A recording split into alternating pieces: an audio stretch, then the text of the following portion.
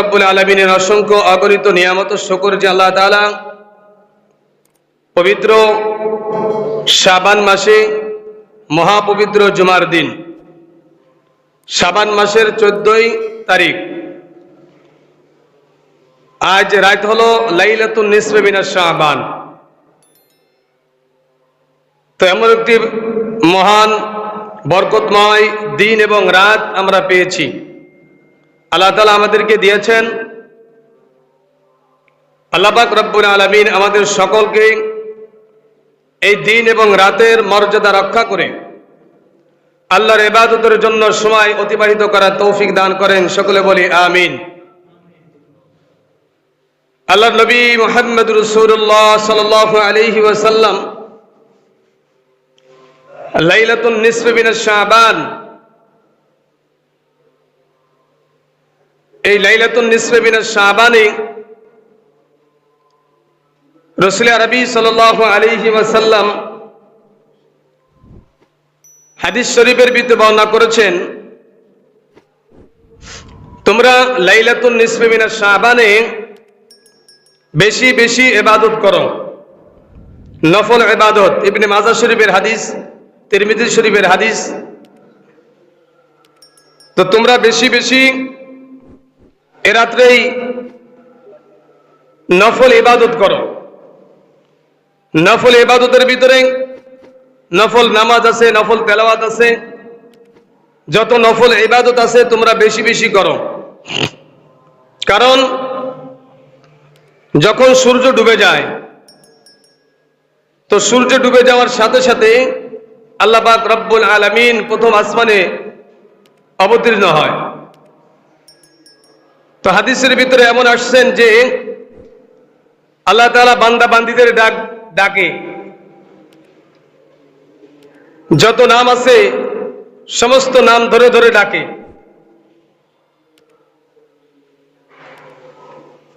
তো আল্লাহ পাক রব্বুল আলামিনের ফেরেশতারা ঘোষণা করেন, এই আল্লাহর বান্দা বান্দীরা কে আছো?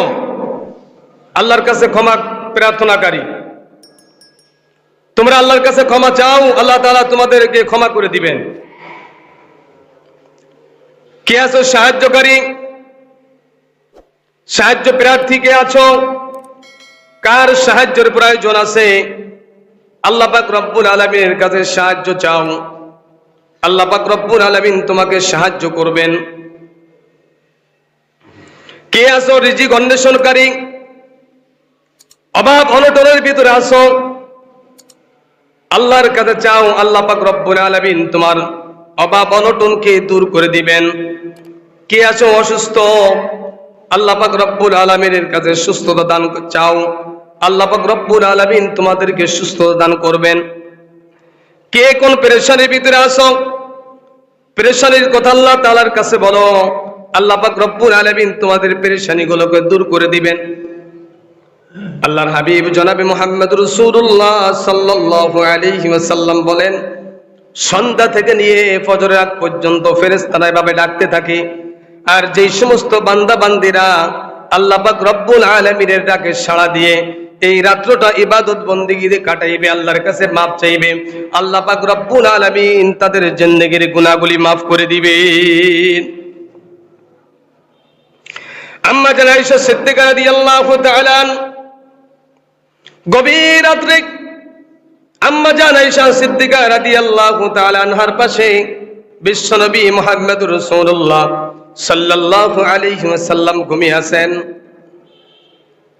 রাত যখন গভীর হয়েছে, হযরতে আয়েশা সিদ্দিকা রাদিয়াল্লাহু তাআলা তিনি তার বিছানার পাশে যখন একটু হাত গেল, বিছানা খালি, বিছানা গরম দেখা যায়, মনে হচ্ছে এই মাত্র এখান থেকে উঠে গেছে। হযরতে আয়েশা সিদ্দিকা রাদিয়াল্লাহু তাআলা মনে মনে চিন্তা করলেন, আজ তো আমার বাড়ি, আমার কাছেই থাকার কথা, তাহলে বিশ্বনবী মুহাম্মদুর রাসূলুল্লাহ সাল্লাল্লাহু আলাইহি ওয়াসাল্লাম কোথায় গেলেন? হযরত আয়েশা সিদ্দিকা রাদিয়াল্লাহু তাআলা ঘুম থেকে জাগ্রত হলেন, ঘুম থেকে তালাশ করলেন, ঘুম থেকে জাগ্রত হয়ে বিশ্বনবী মুহাম্মদুর রাসূলুল্লাহ সাল্লাল্লাহু আলাইহি ওয়াসাল্লামকে তালাশ করা শুরু করলেন। মনে মনে চিন্তা করলেন অন্য কোনো বিবির কাছে গেল কিনা, নাকি বিশ্বনবী বাহিরে নিজের হাজত পুরা করার জন্য গিয়েছিলেন। কাফের বেঈমানেরা বিশ্বনবী মুহাম্মদ রাসূলুল্লাহ সাল্লাল্লাহু আলাইহি ওয়াসাল্লামকে হত্যা করে ফেলেছেন। আম্মা জান আয়েশা সিদ্দিকা পেরেশান হয়ে গেলেন, চতুর্দিক দিয়ে ঘোরাফেরা করলেন। ঘুরতে ঘুরতে জান্নাতুল বাকির কাছে যখন গেলেন, আল্লাহর নবী বিশ্বনবী মুহাম্মদ রাসূলুল্লাহ সাল্লাল্লাহু আলাইহি ওয়াসাল্লাম গুনগুন গুনগুন সুরে গিয়ে যেন বলতেছেন। আম্মা জান আয়েশা সিদ্দিকা রাদিয়াল্লাহু তাআলা আর একটু সামনে আগাই গেলেন, দেখেন বিশ্বনবী মুহাম্মদ রাসূলুল্লাহ সাল্লাল্লাহু আলাইহি ওয়াসাল্লামের কণ্ঠ শোনা যায়।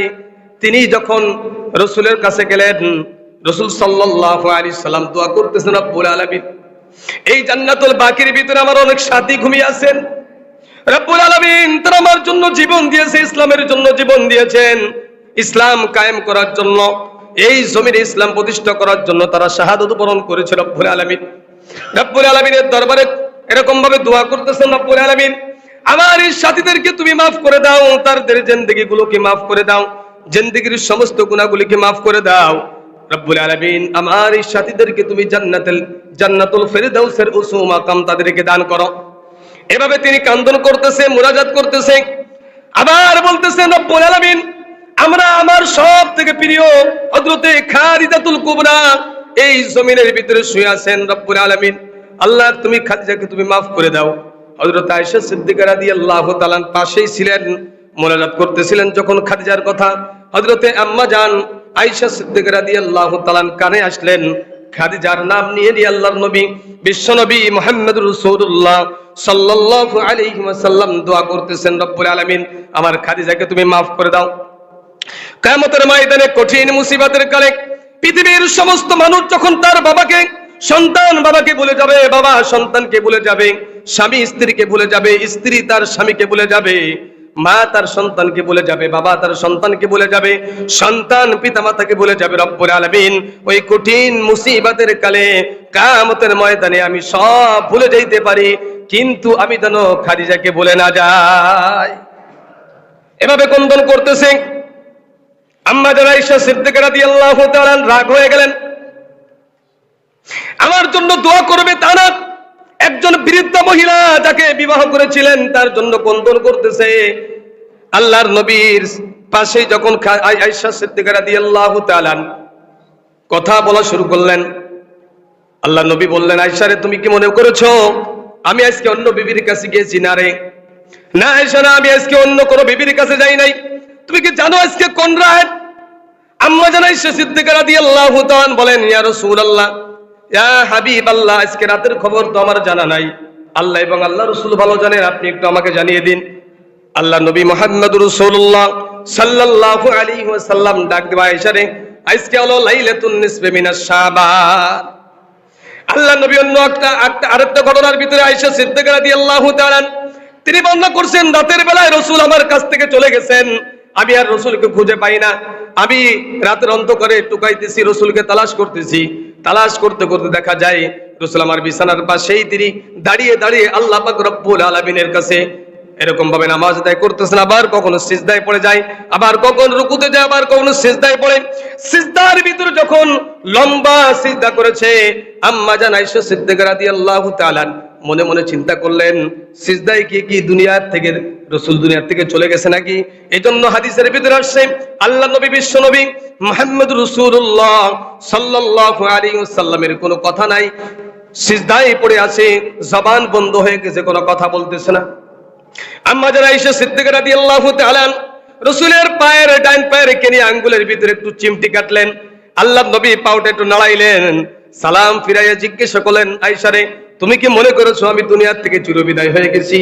আম্মা জান আয়েশা বলেন, ইয়া রাসূলুল্লাহ, ইয়া হাবিবাল্লাহ, এত লম্বা সিজদা করলেন, আমি মনে মনে চিন্তা করেছি আপনি মনে হয় দুনিয়ার থেকে চলে গেছেন।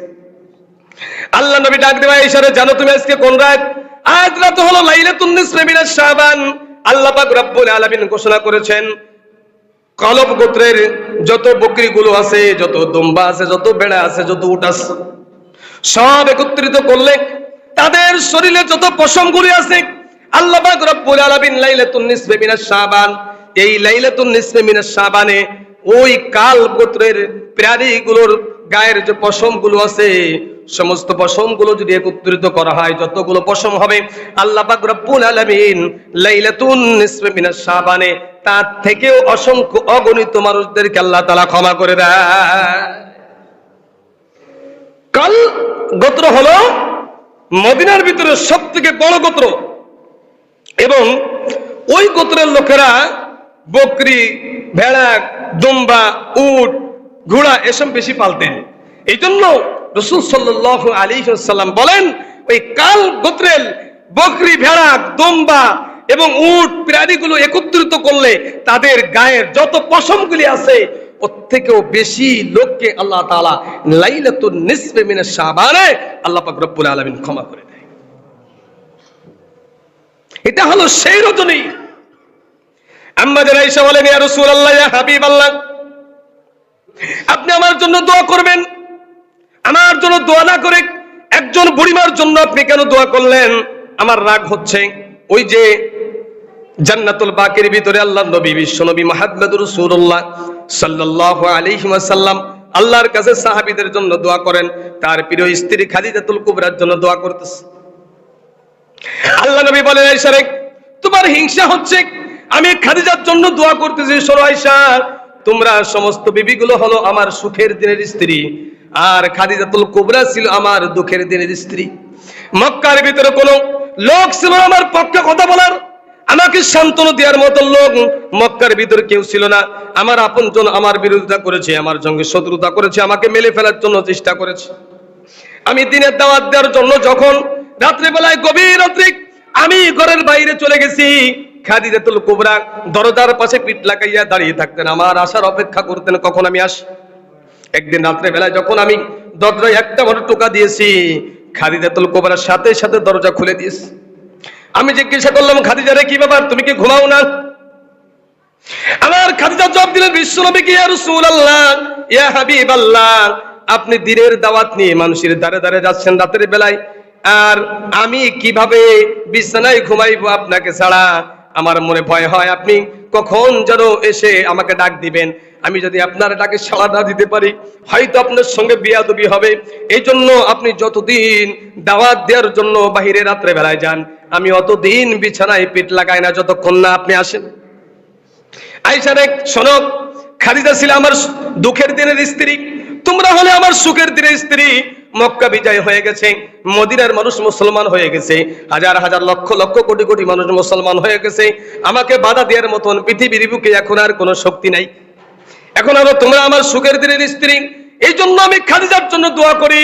হযরতে খাদিজাতুল কুবরা সমস্ত ধন সম্পত্তিকে দিনের জন্য ব্যয় করেছেন, এমনকি শেষ পর্যন্ত হযরতে খাদিজাতুল কুবরার পরনে একটা কাপড় পর্যন্ত ছিল না।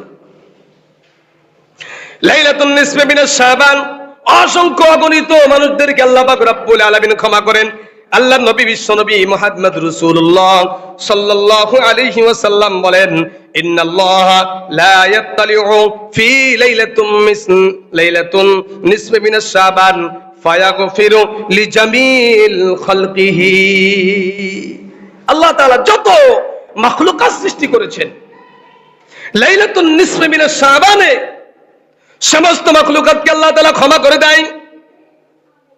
লিজামিল খালকিহি, সৃষ্টিজীবীর ভিতরে যত মাখলুকাত আছে আল্লাহ পাক রব্বুল আলামিন লাইলাতুন নিসফি মিনাশ শাবান সবাইকে ক্ষমা করে দেয়, সবাইকে মাফ করে দেয়। কিন্তু আল্লাহ পাক রব্বুল আলামিনের হাবিব রাসূল আরবি সাল্লাল্লাহু আলাইহি ওয়াসাল্লাম বলেন, দুই ব্যক্তিকে আল্লাহ তাআলা লাইলাতুন নিসফি মিনাশ শাবান বরকতময় রজনীতেও আল্লাহ পাক রব্বুল আলামিন এই দুই শ্রেণীর মানুষদেরকে ক্ষমা করে না। কয় শ্রেণীর মানুষ? দুই শ্রেণীর মানুষ। হাদিসটা শ্রবণ করি এবং নিজের সঙ্গে মিলাই, আমি কি দুই শ্রেণীর লোকের ভিতরে অন্তর্ভুক্ত আছি কিনা। যদি থাকি এই মুহূর্তে তওবা করতে হবে, তা না হলে আজকে শবে বরাতের রাত্রেও আল্লাহ তাআলার মাগফিরাত থেকে, আল্লাহ তাআলার রহমত থেকে, আল্লাহ তাআলার সমস্ত মাখলুকাতকে আল্লাহ তাআলা ক্ষমা করে দিবে।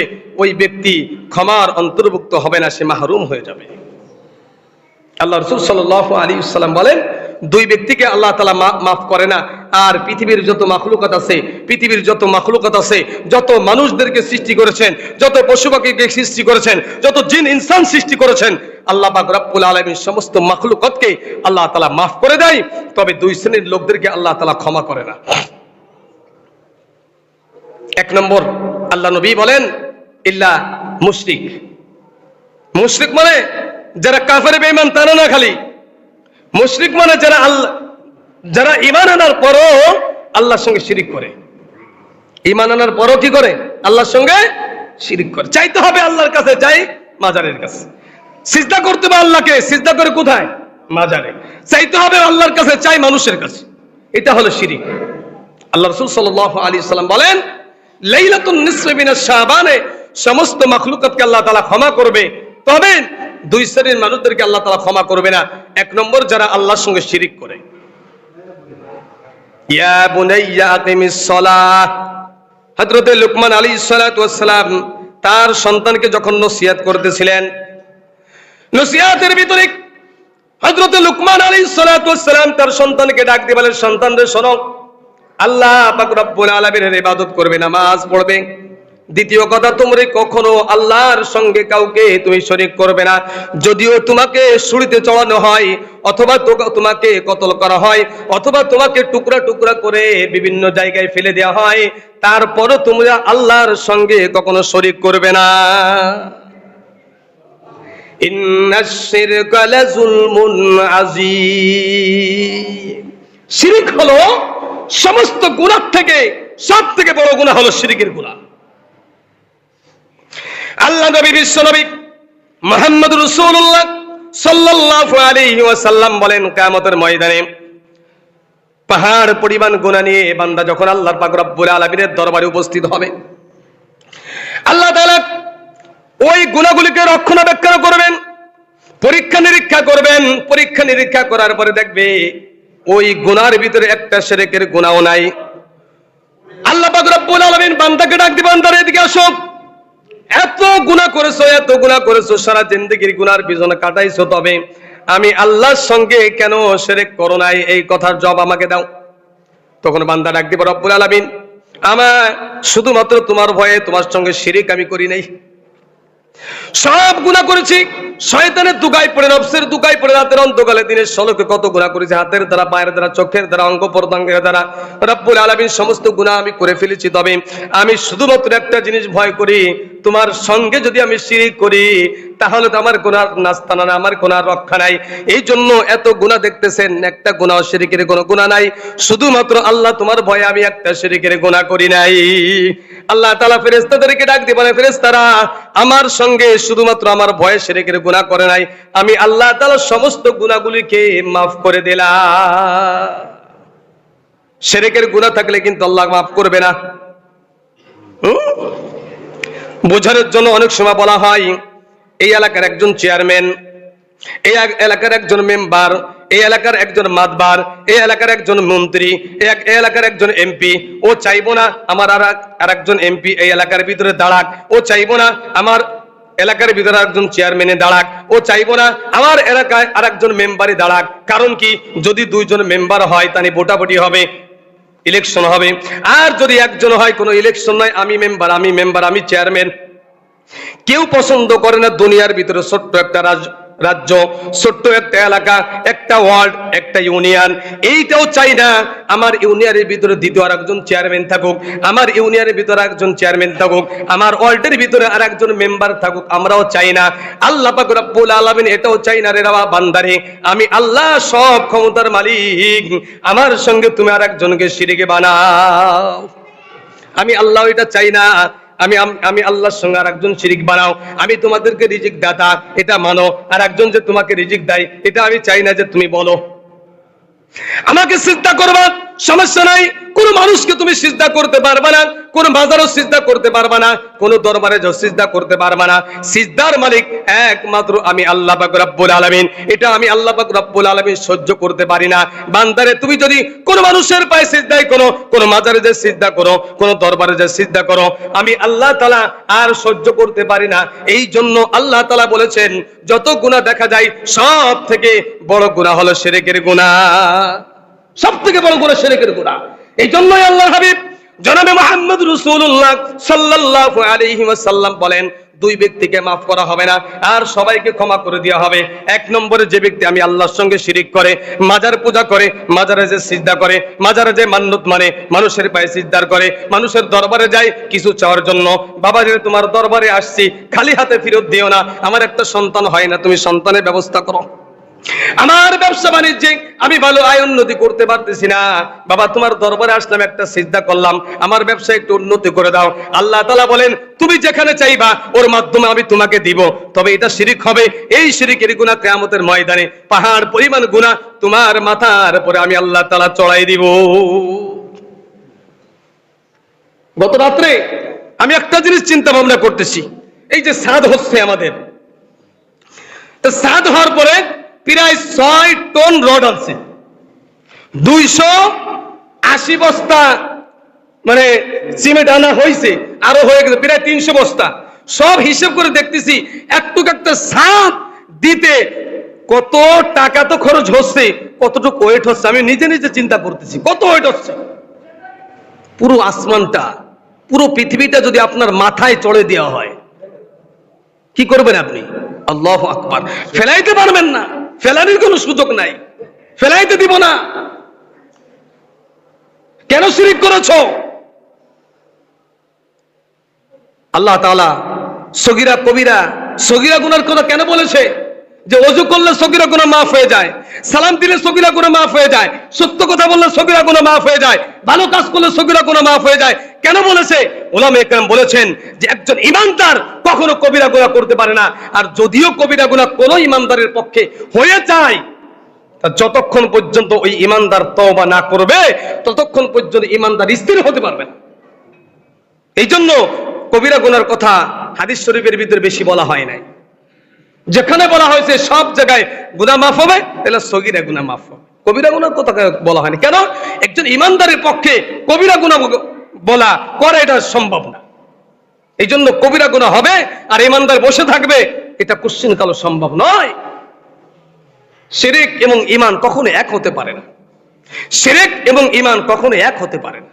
পানি এবং আগুন কখনো এক হতে পারে না। এই জন্য বান্দারে, সব বান্দাবান্দীদেরকে, সব মাখলুকাতকে আমি আল্লাহ তাআলা মাফ করে দিব, তবে দুই শ্রেণীর মানুষদেরকে আমি কখনো মাফ করব না। তার ভিতরে এক নম্বর হলো যারা আল্লাহর সঙ্গে শিরিক করবে।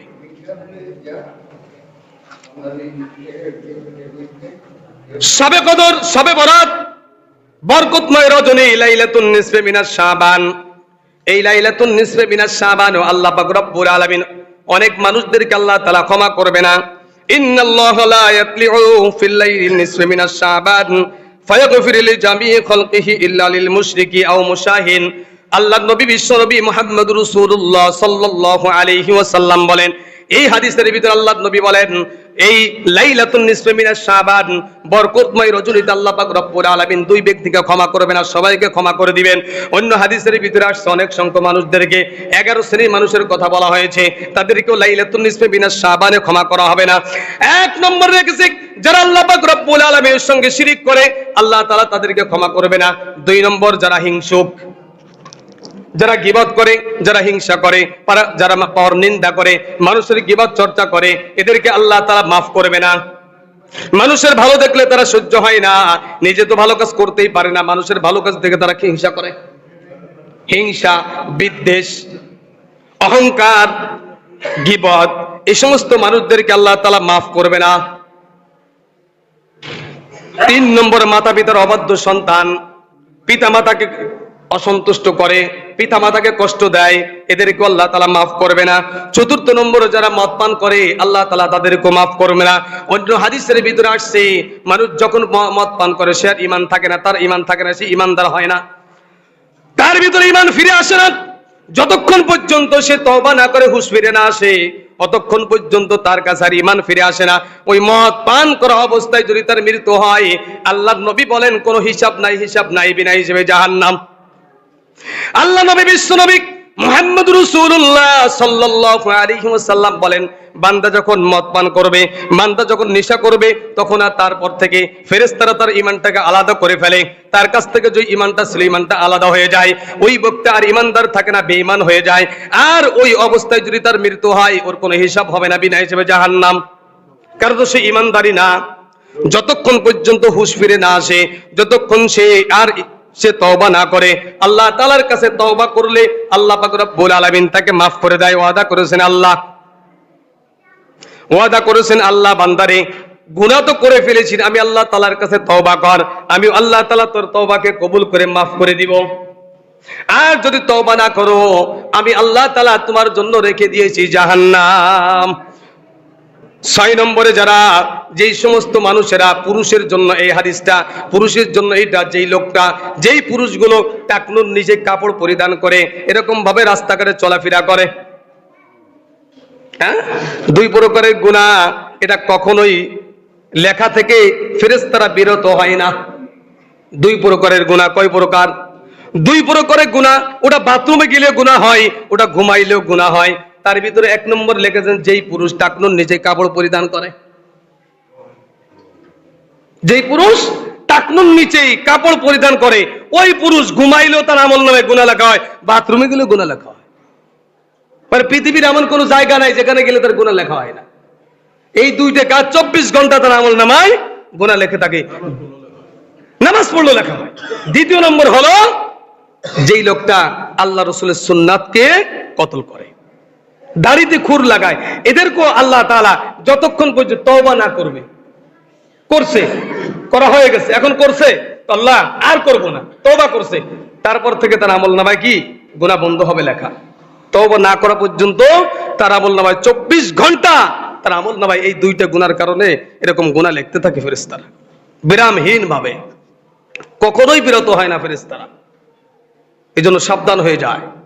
আল্লাহ পাক রব্বুল আলামিনের সুন্নাত অবমাননা করলে আল্লাহ রাসূল সাল্লাল্লাহু আলাইহি ওয়াসাল্লাম কিয়ামতের ময়দানে যদি আমাকে নবী হিসেবে পরিচয় না দেয়, আমি উম্মত নবীর, সে যদি বলে যে না আমি তোমার নবী না আর তুমি আমার উম্মত না, এই পরিচয় যদি আল্লাহর নবী আমাদেরকে না দেয়, কোনো রক্ষা নাই। টাকা আপনার, ছবি আপনার, ভিসা আপনার, সবকিছু আপনার। বাংলাদেশের অফিসে খালি সিল দেয় নাই, যাইতে পারবেন বিদেশে, সবকিছু আপনার, আপনি নিজে আপনার, আপনার টাকাও আপনার, সবকিছু আপনার। কিন্তু বাংলাদেশ সরকার কি দেয় নাই? সিল মারে নাই। বাংলাদেশ সরকার সিল মারছে, ওই দেশের সরকার সিল মারে নাই। ওই দেশে যা থাকতে পারবেন, এয়ারপোর্ট থেকে আপনার ফেরত দিয়ে দিব। তার মানে আপনি এই দেশে যাওয়ার উপযুক্ত, জান্নাতে যাওয়ার উপযুক্ত হতে হলে আল্লাহ রাসূল সাল্লাল্লাহু আলাইহি ওয়াসাল্লামের সিল নিয়ে তারপর জান্নাতে যাওয়া লাগবে। সিল ছাড়া কেউ জান্নাতে যেতে পারবে না। রাসূলের সুন্নাতের অপমান করবা আর রাসূল তোমাকে সার্টিফিকেট দিয়ে দিব, সই দিয়ে দিব, সিল দিয়ে দিব, এত সহজ নয়। এই জন্য এখনো সময় আছে, এখন আমার ভিতরে জান আছে, এখন আমার ভিতরে রূহ আছে, এখনো আমাকে সময় দিয়েছে আল্লাহ তাআলা তওবা করার জন্য। বান্দারে, আমি আল্লাহ তাআলার কাছে তওবা কর, আমি আল্লাহ তাআলা তোর তওবা কবুল করে তোর পিছনের সবগুলো মাফ করে দিব। আল্লাহ কত দয়ালু। 40 বছর পর্যন্ত গুনাহ করেছেন। একজন সাহাবী 80 বছর বয়স মুসলমান হতে আসছে রাসূলের দরবারে, স্পষ্ট হাদিস এবং সহিহ হাদিস। রাসূল সাল্লাল্লাহু আলাইহি সাল্লাম কাছে আসছে মুসলমান হওয়ার জন্য। আল্লাহ নবী যখন মুসলমান হবে, এতদিন পর্যন্ত কুফরির সঙ্গে তার সম্পর্ক ছিল, সে কুফরি করেছে, মূর্তি পূজা করেছে, আল্লাহর সঙ্গে শিরিক করেছে, এত বড় গুনাহ করেছে। বয়স হলো 80 বছর, ধরেন 12 বছরে তার নামাজ ফরজ হয়েছে। তা 80 বছরতে 12 বছর যদি বাদ দেওয়া হয়, থাকে কত? 68 বছর। এই 80 বছর বয়সে 68 বছর বয়স গুনার পিছনে কাটে, শিরকের পিছনে কাটাইছে। মনে মনে চিন্তা করতেছেন, আরে আমি যদি এখন কলেমা পড়ি মুসলমান হই, আল্লাহ কি আমাকে মাফ করবে? প্রশ্ন করে ফেলাইলেন, ইয়া রাসূলুল্লাহ, ইয়া হাবিবাল্লাহ, আমি তো মুসলমান হতে চাই, কিন্তু বাধা তো নাই। তো একটাই জিনিসের বাধা হলো, আমি যে মুসলমান হব, আমার গুনার কি খবর? আমার গুনার অবস্থা কি? আমি যে 70 বছর গুনাহ করে আসছি, এই গুনার খবর কি? এই গুনার খবরটা আমাকে আগে জানান, তারপরে আমি মুসলমান হব। কারণ মুসলমান হলাম, আমার জাহান্নামের আগুনে জ্বললাম, এই মুসলমান হতে কোনো লাভ নাই। আছে আমরা মুসলমান নামধারী, আরে মুসলমান আমি নামাজ পড়ি না, আমি মুসলমান, এই মুসলমানের কোনো মূল্য না আল্লাহর কাছে, কোনো মূল্যই নেই আল্লাহর কাছে। এই জন্য মুসলমান ভাই, নামাজ হলো ইবাদতের ভিতরে শ্রেষ্ঠ ইবাদত। নামাজ হলো আল্লাহকে পাওয়ার শ্রেষ্ঠ মাধ্যম। নামাজ হলো এমন একটা ইবাদত, যে ইবাদত করলে আল্লাহ পাক রব্বুল আলামিন স্বয়ং বান্দাকে তার নিজের কাছে টেনে নেয়। আর এই ইবাদত আমরা অনেকে করতে চাই না। কেন? আমি মুসলমান, এই মুসলমান দিয়ে কোনো নাম নাই, এই মুসলমান দিয়ে কোনো কাম নাই, এই মুসলমানের কোনো মূল্য আল্লাহর কাছে নাই। ওই মুসলমানের মূল্য আছে, ওই মুসলমানের মূল্য আছে যেই মুসলমান আল্লাহ পাক রব্বুল আলামিনকে সন্তুষ্ট করে দুনিয়ার জমিন থেকে আল্লাহর কাছে গেছে। আপনি নামাজ পড়েন, মানুষের পরে হিংসা করেন, আপনি নামাজ পড়েন, মানুষকে হিংসা করেন, আপনি নামাজ পড়েন, আপনার বিরুদ্ধে বিদ্বেষ রয়েছে, হিংসা রয়েছে, যে গীবত রয়েছে, তো ওই নামাজ দিয়ে কোনো মুক্তির কোনো ব্যবস্থা হবে না। কিন্তু আপনার কিছু নাই, আপনার কিছুই নাই, ইবাদতও বেশি নাই, নামাজ বেশি পড়তে পারেন না, 5 ওয়াক্তের পরে নফল নামাজ পড়তেই পারেন না, দুনিয়ার সংসারের ঝামেলার ভিতরে শুধু কোনো মতে 5 ওয়াক্ত নামাজ পড়েন, তো আপনার ভিতরে হিংসা নাই। আল্লাহ নবী হযরত আনাস রাদিয়াল্লাহু তাআলা থেকে হাদিসটি বর্ণিত, রাসূলুল্লাহ সাল্লাল্লাহু আলাইহি ওয়াসাল্লাম বলেন, মুসনাদে আহমদে হাদিসটা বর্ণনা করা হয়েছে। রাসূলের দরবারে একটা লোক আসছে, রাসূল বলেন এই লোকটা জান্নাতি। সাহাবীরা সবাই শুনলেন। দ্বিতীয় দিন ওই সাহাবী আবার আসলেন, আবার রাসূল বলেন এই লোকটা জান্নাতি। তৃতীয় দিন আবার আসলেন, বিশ্বনবী মুহাম্মদ রাসূলুল্লাহ সাল্লাল্লাহু আলাইহি সাল্লাম বলেন লোকটা জান্নাতি। আচ্ছা বলেন তো, রাসূল যাকে জান্নাতি বলেছে ওই লোকটা কি জান্নাতি নাকি? কোনো সন্দেহ আছে? আল্লাহ নবী 3 দিন বলেছে লোকটা জান্নাতি। হযরত আমর ইবনুল আস রাদিয়াল্লাহু তাআলা মনে মনে চিন্তা করলেন, এই লোকটাকে 3 দিনই বলেছেন রাসূল জান্নাতি, তাহলে জান্নাতি যাওয়ার জন্য, জান্নাতি হওয়ার জন্য স্পেশাল কোন আমল আছে কিনা। এই জন্য ওই লোকটার বাড়ি 3 দিন মেহমানদার হয়েছে, 3 দিন মেহমানদারি হয়েছে। ওই লোকটার বাড়ি মেহমানদার, ভাই আমি আজকে তোমার বাড়ি মেহমান। 3 দিন পর্যন্ত মেহমান ছিলেন। 3 দিন পরে যখন তিনি চলে আসলেন, আসার সময় মনে মনে চিন্তা করলেন, এই লোকটার ভিতরে পার্সোনাল কোন আমল আমি দেখি না। এই 3 দিন এই লোকটার বাড়ির ভিতরে আমি মেহমান ছিলাম এবং তার সমস্ত আমল সম্পর্কে আমার সব খোঁজ নেওয়া হয়ে গেছে। রাতে তাহাজ্জুদ নামাজও পড়ে না, ঈশার নামাজ পড়ে, ঈশার নামাজের পরে ঘুমিয়ে যায়, আবার ফজরের নামাজের পরে জোহরের নামাজ পর্যন্ত কাজ করে, জোহরের থেকে আসর পর্যন্ত কাজ করে, জোহরের নামাজ পড়ে, আসরের নামাজ পড়ে, মাগরিবের নামাজ পড়ে, ঈশার নামাজ পড়ে, নামাজ পড়ে 5 ওয়াক্ত, নফল ইবাদতও বেশি করে না, তাহাজ্জুদ নামাজও পড়ে না। তাহলে এই লোকটাকে যে জান্নাতি বলল তার কারণটা কি? 3 দিন পার হয়ে গেছে। এবার যখন হযরত আমর ইবনুল আস রাদিয়াল্লাহু তাআলা বাড়ির থেকে যখন রওনা দিবেন, লোকটাকে জিজ্ঞাসা করলেন, ভাইরে আমি 3 দিন আপনাকে পাহারাদারি করেছি, শুধু একটা জিনিসের কারণে বিশ্বনবী আপনাকে 3 দিন বলেছে আপনি জান্নাতি, আপনার পার্সোনাল কোনো আমল আমি দেখলাম না, আপনি জান্নাতে যাবেন কিভাবে? এবার লোকটা বললেন, রাসূল যেহেতু বলেছেন আমি জান্নাতি, আমি জানি না, আমার আমলের কথা তো আপনি জানেন, আমি 5 ওয়াক্ত নামাজ পড়ি, তাহাজ্জুদ নামাজও পড়তে পারি না, আর নফল ইবাদতও বেশি করতে পারি না। সকালে যাই কাট কাটতে, বা সকালে যাই আমার সন্তান স্ত্রীদের জন্য রিজিক অন্বেষণ করার জন্য, এইরকম ভাবে সারাদিন আমি এরকম ভাবে রিজিক অন্বেষণ করার জন্য ব্যস্ত থাকি, আর শুধুমাত্র 5 ওয়াক্ত নামাজ পড়ি, আমার কোনো পার্সোনালি কোনো আমল নাই। তবে একটা আমল আমার ভিতরে আছে, আমি জিন্দেগির ভিতরে পর্যন্ত, আজ পর্যন্ত কাউকে কোনোদিন হিংসা করি নাই। আল্লাহ নবীকে জিজ্ঞাসা করে, ইয়া রাসূলুল্লাহ, ইয়া হাবিবাল্লাহ, এই লোকটাকে আমি 3 দিন পর্যন্ত তদারকি করেছি, তার খোঁজ খবর দিয়েছি, 3 দিনের ভিতরে আমি 5 ওয়াক্ত নামাজ ছাড়া তাহাজ্জুদ নামাজ পড়তে আমি তাকে দেখি নাই। আমি তাকে দেখি নাই সে নফল কোনো ইবাদত করেছে, আমি দেখি নাই সে কোনো কোরআন তিলাওয়াত করেছে, এরকম পার্সোনাল কোনো আমল আমি তার দেখি নাই। শুধুমাত্র একটা জিনিস তিনি আমাকে বলেছেন, আমি তাকে কাউকে হিংসা করি না, আমার ভিতরে, আমার দেহের ভিতরে কারোর জন্য কোনো হিংসা নাই। আল্লাহ নবী বিশ্বনবী মুহাম্মদ রাসূলুল্লাহ সাল্লাল্লাহু আলাইহি সাল্লাম বলেন, এই কারণে আমি 3 দিনই বলেছি লোকটা জান্নাতি।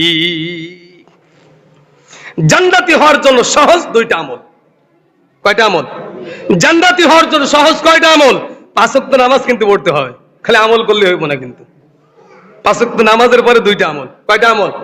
জান্নাতে যাওয়ার জন্য 2টা আমল। 1 নম্বর হলো আল্লাহর সঙ্গে শিরিক করা যাবে না কোন কাজে।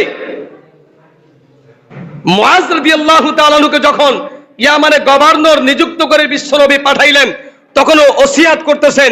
ওসিয়াতের ভিতরে মুআজকে বলে, মুআজ খবরদার আল্লাহর সঙ্গে শরীক করবে না, যদিও তোমাকে 2 টুকরা করে ফেলা হয়, যদিও তোমাকে ছুরিতে চড়ানো হয়, আল্লাহর সঙ্গে শিরিক করবে না। আমরা ওয়াদা করি আল্লাহর সঙ্গে শিরিক করব না। আল্লাহ ওলিদের কাছে যাব, আল্লাহ ওলিদের কবর জিয়ারত করব, তবে আল্লাহ ওলিদের কাছে কিছু চাইবো না। নিষেধ নাই কবর জিয়ারত করা।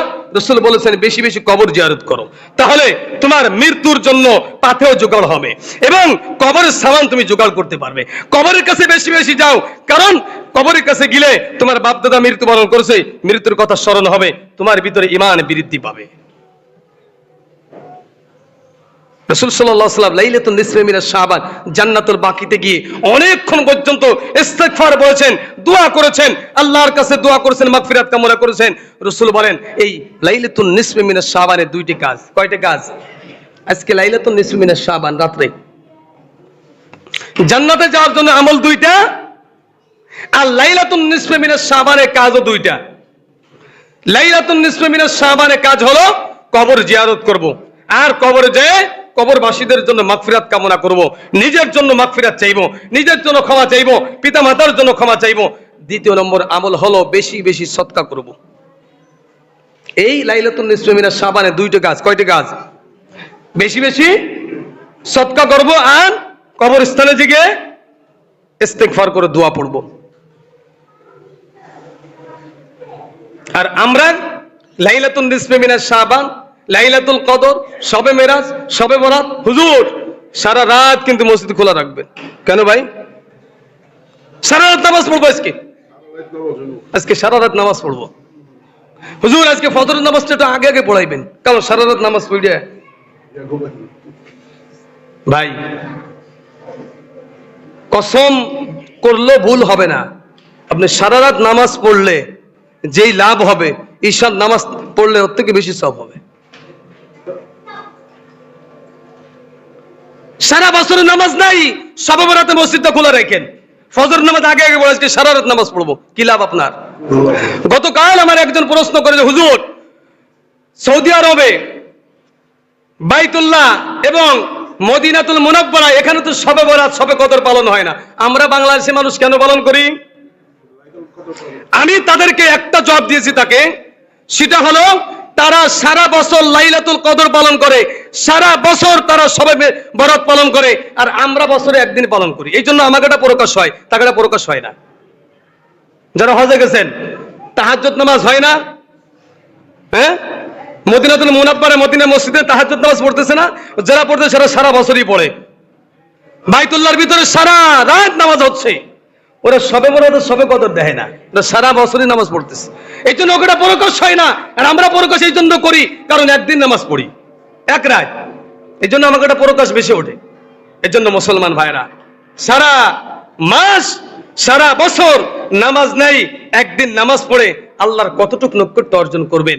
আর এই নফল ইবাদতের দ্বারা আল্লাহর নৈকট্য তখনই হবে যখন আপনার ফরজের কোনো ঘাটতি থাকবে না। ফরজের কোনো ঘাটতি নেই আপনার, নফল ইবাদত করলে তখন ফায়দা হবে। কিন্তু আপনি ফরজই পড়েন না, সারা রাত পড়বেন নফল নামাজ, কি লাভ আছে?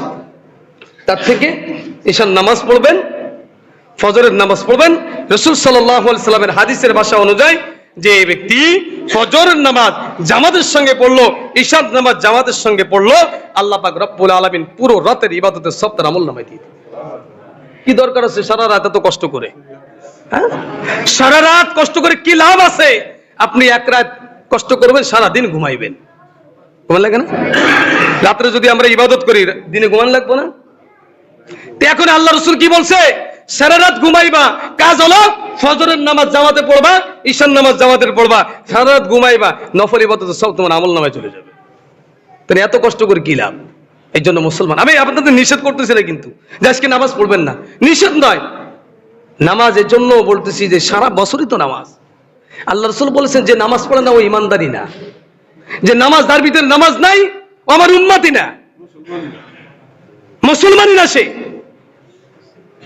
কুকুরের যেই দাম আছে, একজন বেনামাজির তার কোনো দাম নাই। একটা কুকুরের যেই দাম আছে, একটা প্রাণীর যে দাম আছে, বেনামাজির কোনো মূল্যই নেই আল্লাহর কাছে। আল্লাহ বলেন, তোদেরকে আমি দুনিয়ায় পাঠাইছি, তোরা দুনিয়ায় আয়, দুনিয়ায় খাইবি দাইবি ঘুমাইবি আর যাইবি কবরে, তোকে সুদা জাহান্নামে ঢুকাই দিব। তোরা আমার বান্দাই না, তোরা আমার বান্দা না। ইয়া আইয়ুহাল্লাযীনা আমানু, বান্দা কারা? যারা আল্লাহর পরে ঈমান আনছে। কথা বলছেন আপনারা? আল্লাহর বান্দা হতে হলে আল্লাহর পরে পূর্ণ আস্থা রাখতে হবে, পূর্ণ বিশ্বাস রাখতে হবে। ইয়া আইয়ুহাল্লাযীনা আমানু, যারা ঈমান আনছে তারা আমার বান্দা। এই জন্য নামাজ হলো সব থেকে গুরুত্বপূর্ণ ইবাদত। আল্লাহর সঙ্গে সাক্ষাৎ করতে হলে, আল্লাহর জান্নাতের বাসিন্দা হতে হলে, আল্লাহর জান্নাতের মেহমান হতে হলে 5 ওয়াক্ত নামাজ পড়তে হবে। এই যে সবে মেরাজ গেছে, হুজুর সবে মেরাজ করে নামাজ পড়াইলেন না, কোন রোজার কথা বললেন না। আরে ভাই, সবে মেরাজে তো আল্লাহ তাআলা 5 ওয়াক্ত নামাজ দিলেন সারা বছর পড়ার জন্য। সবে মেরাজ যদি পালন করতে হয় 365 দিন আল্লাহর ইবাদত করতে হবে, তাহলে সবে মেরাজ পালন হবে। আর আজকে লাইলাতুন নিসফে মিনাশ শাবানের ফজিলত যদি আপনি অর্জন করতে চান, এখন থেকে তওবা করেন, মৃত্যুর আগ পর্যন্ত 1 ওয়াক্ত নামাজ ছাড়বো না, যেখানে থাকি সেখানেই আমি নামাজ পড়বো। তাহলে আল্লাহ পাক রব্বুল আলামিন লাইলাতুন নিসফে মিনাশ শাবানে আপনাকে মাফ করবে, আপনাকে রহমত আপনার উপর নাযিল করে দিবে। এই জন্য মুসলমান ভাইরা, আল্লাহ পাক রব্বুল আলামিনের হাবিব রাসূল আরবি সাল্লাল্লাহু আলাইহি সাল্লাম ঘোষণা করেছেন, যে লোকগুলো আল্লাহর সঙ্গে শিরিক করবে না, আল্লাহ তাআলা তাকে ক্ষমা করবেন। দ্বিতীয় নম্বর, যার দিলের ভিতরে বিদ্বেষ, অহংকার, হিংসা, অন্যের প্রতি হিংসা থাকে, আল্লাহ তাআলা তাকেও ক্ষমা করবে না। এর জন্য মুসলমান ভাইরা, আজকে লাইলাতুন নিসফে মিনাশ শাবান, এই লাইলাতুন নিসফে মিনাশ শাবানে আমরা আল্লাহর কাছে মাফ চাইবো, আল্লাহর কাছে ক্ষমা চাইবো। আল্লাহ তাআলা আমাদের সকলকে ক্ষমা করে দিক। আল্লাহ পাক রব্বুল